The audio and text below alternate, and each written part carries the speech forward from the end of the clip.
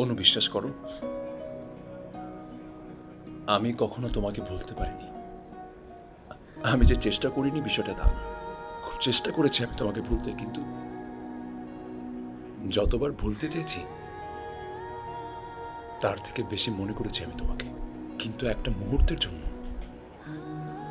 একটা সেকেন্ডের জন্য আমি তোমাকে এড়িয়ে যেতে পারিনি। আবার ফিরে আসো না অনু,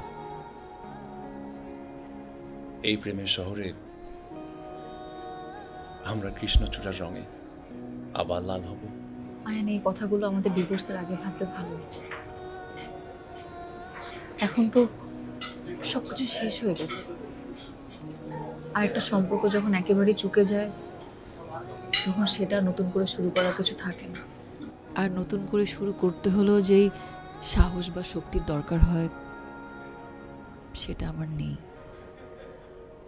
আমাকে শেষবারের মতো মাফ করা যায় না অনু? আমার মাফ করা বা মাফ চাওয়ার বাইরে চলে গেছে। যখন আমরা ডিভোর্স পেপারে সাইন করেছি, বিশ্বাস করো, আমি তোমাকে তোমার আয়ান হয়ে দেখাবো। লাস্ট একটা সুযোগ দাও প্লিজ।